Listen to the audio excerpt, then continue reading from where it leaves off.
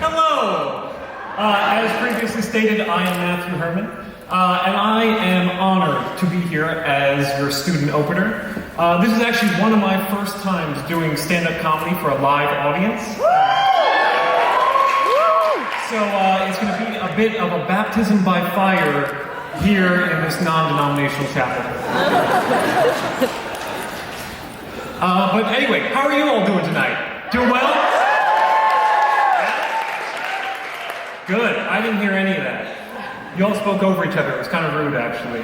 But that doesn't matter. Anyway, I'm not doing great. But you can probably just tell that by looking at my body. It's sort of sickly and not very well managed. Like, don't get me wrong, I treat my body like a temple. But it's a temple in a very anti-Semitic neighborhood.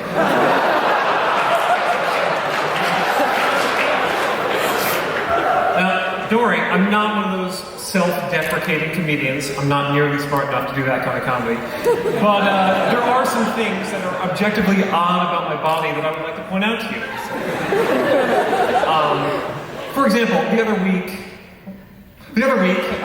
some of my friends bet me that I couldn't fit my entire body through a coat hanger. They're right there. I did it. It was not easy, though. I would actually say it's the second time that my life has almost been ended by a coat hanger.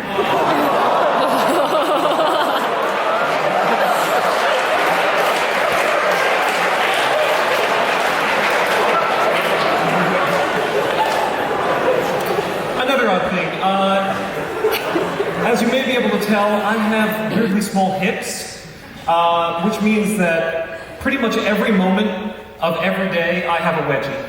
It's just a fact of my life. If you see me on campus and I seem sad or kind of upset, it's because there's a lot of cloth just trying to get right up in my butthole. Oh, it's like my body's its own bully. You know, I also know I'm a bit of a weird guy because people pretty much just tell me so. It's not like an overt kind of thing, but you can tell that they're saying it. Like, does anyone here, like, the show The Big Bang Theory? Anyone? Anyone? You know, that's actually very reassuring because now I know there are people in the audience who will laugh even if there's no joke. That's great, actually.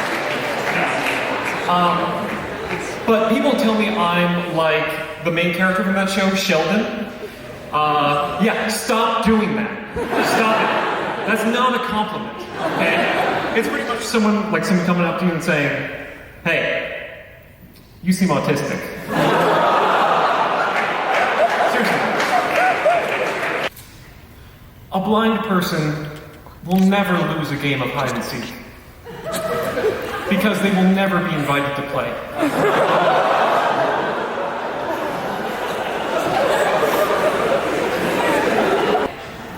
So I like to show my creative side every now and again.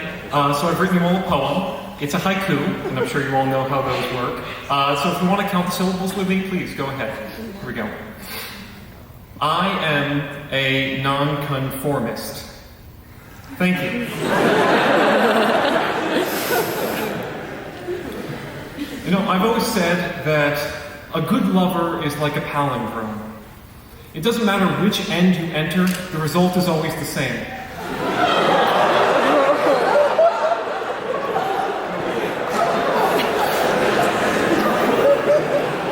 Now, people put a lot of stock, that's an awful position. People put a lot of stock in being self-made.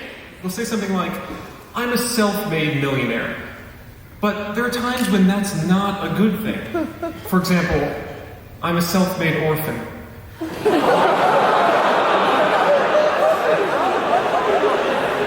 I was back in New York recently, and there we go.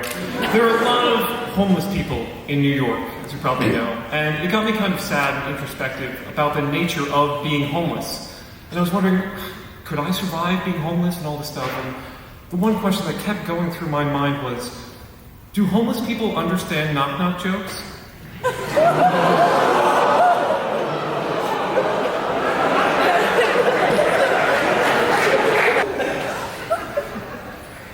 Do you guys think it's easier to adopt an Asian point of view?